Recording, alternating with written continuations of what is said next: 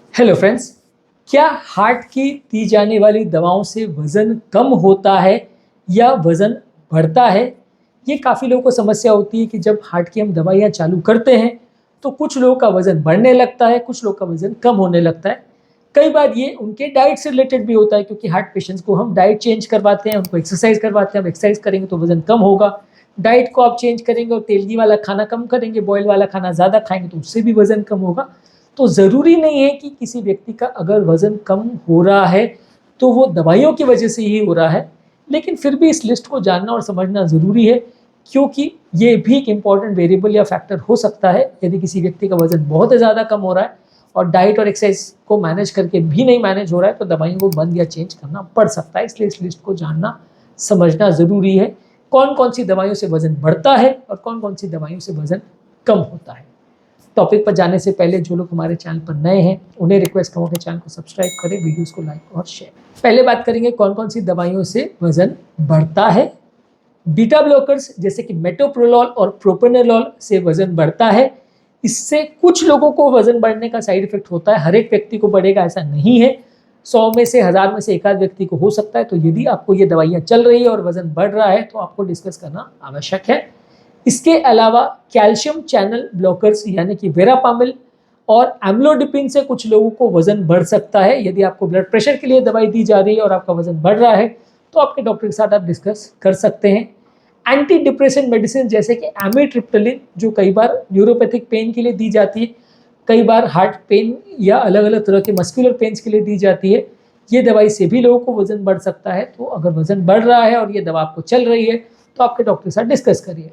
इसके अलावा कॉर्टिकोस्टेरॉइड्स कई बार कुछ हार्ट की कंडीशंस, कुछ एस्थमा या जॉइंट के प्रॉब्लम्स, कई बार अलग अलग तरह के वेट रिलेटेड प्रॉब्लम्स है और कई बार अलग अलग जॉइंट रिलेटेड प्रॉब्लम्स के लिए दिया जाता है। उससे भी लोगों को वेट गेन हो सकता है। एंजियोटेंसिन कन्वर्टिंग एंजाइम इनहिबिटर्स यानी कि ACE इनहिबिटर्स, इसमें लिस्नोप्रिल और एनालाप्रिल, जो कि ब्लड प्रेशर कंट्रोल के लिए और हार्ट फेलियर में पंप क्षमता सुधारने के लिए, मृत्यु दर को कम करने के लिए लोगों को दी जाती है। उससे भी लोगों को वजन बढ़ने का प्रॉब्लम हो सकता है। उसी ग्रुप की दूसरी मेडिसिन यानी एंजियोटेंसिन रिसेप्टर ब्लॉकर्स जैसे कि लोसार्टन और वैल्सार्टन, ये भी ब्लड प्रेशर को कम करने के लिए और ये भी हार्ट फेलियर के लिए दिया जाता है। इससे भी कुछ लोगों को हो सकता है। इसके अलावा ब्लड प्रेशर के लिए बीटा ब्लॉकर ग्रुप की जो मेडिसिन है बिसोप्रोलॉल, उससे भी कुछ लोगों को वजन बढ़ सकता है। ये सारी ही दवाइयों से वजन बढ़ने का प्रॉब्लम हो सकता है, लेकिन ये साइड इफेक्ट रेयर है, हर व्यक्ति को नहीं होता है। अगर आपको हो रहा है तो आपको डिस्कस करना ज़रूरी है आपके डॉक्टर के साथ कि ये दवा चेंज करी जा सकती है या नहीं करी जा सकती है, और इससे आपको आगे क्या ऑप्शंस अवेलेबल है, ये दवा आपके लिए चेंज करना से फ़ायदे क्या हैं, नुकसान क्या है, दवा को कंटिन्यू करेंगे तो कितना वज़न बढ़ेगा, वज़न कम करने के लिए दूसरे तरीके करना चाहिए या नहीं करना चाहिए, ये सारी चीज़ें आप डॉक्टर के साथ डिस्कस कर सकते हैं। और यदि आपका वज़न फिर भी कंट्रोल नहीं हो रहा है तो दवाएँ कभी-कभी बंद या चेंज करनी पड़ सकती है, पर वो काफ़ी रेयर है। इतने सालों में वज़न की वजह से दवाइयाँ चेंज करनी पड़ी हो ऐसा कभी मैंने नहीं देखा है, पर हो सकता है, इसलिए ये लिस्ट को जानना और समझना ज़रूरी है। अब बात करेंगे कौन-कौन सी दवाइयों से वज़न कम हो सकता है। पेशाब बढ़ाने वाली दवाई यानी डायूरेटिक्स, जो शरीर का एक्सेसिव नमक और पानी निकालने के लिए दी जाती है। हार्ट फेलियर के पेशेंट्स, हार्ट के बाकी बीमारियों के पेशेंट, हार्ट अटैक के पेशेंट्स, किडनी के पेशेंट्स में दिया जाता है। ये दवा से भी लोगों का वज़न कम हो सकता है, बॉडी का फैट इससे कम हो सकता है। हालाँकि ज़्यादातर ये बॉडी के पानी को कम करके आपका वेट लॉस करता है। कुछ तरह से आपके मेटाबॉलिज्म को भी चेंज करता है, फैट पर उतना ज़्यादा इफेक्ट नहीं है, लेकिन हाँ, इससे वज़न कम होता है।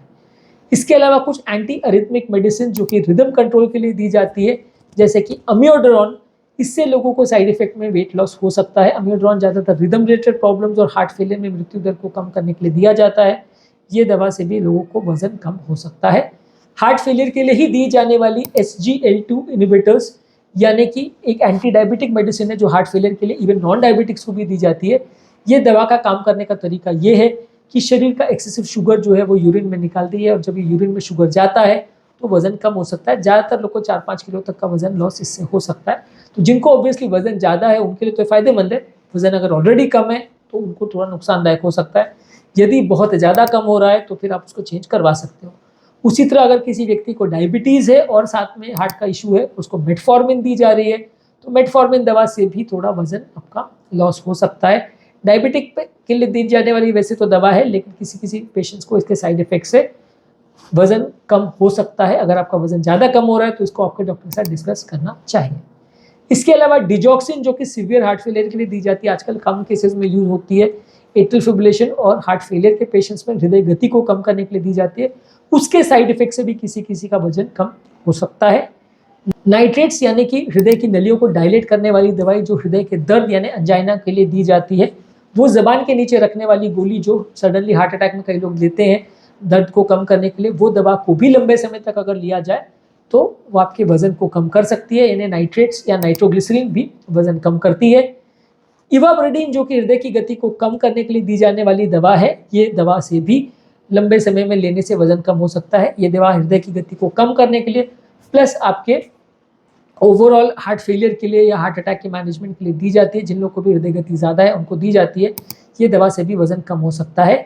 यानी कि वजन बढ़ाने वाली दवा है बीटा ब्लॉकर्स जैसे कि मेटोप्रोलोल, प्रोपेनडॉल और बिसोप्रोल, कैल्शियम चैनल ब्लॉकर जैसे एम्लोडिपिन और वेरापामिल, एंटी डिप्रेसेंट जैसे कि एमिट्रिप्टिलिन या ट्राइसाइक्लिक एंटी डिप्रेसेंट्स, कॉर्टिकोस्टेरॉइड्स जैसे कि प्रेडनिसोलोन, डेक्सामेथासोन वगैरह, एंजियोटेंसिन कन्वर्टिंग एंजाइम इनहिबिटर्स यानी एसी इनहिबिटर्स जैसे कि लिस्नोप्रिल, एनाराप्रिल, एंजियोटेंसिन रिसेप्टर ब्लॉकर्स जैसे कि लोसार्टन और वैल्सार्टन, ये सारी दवाइयां वजन को बढ़ाती हैं।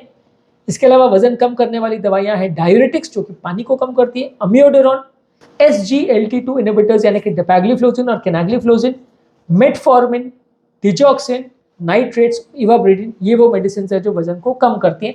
आप इन दवाइयों के डोजेस को अगर रिक्वायरमेंट है, वजन का बहुत ज़्यादा प्रॉब्लम हो रहा है तो उसको एडजस्ट कर सकते हो, कभी कभार चेंज कर सकते हो।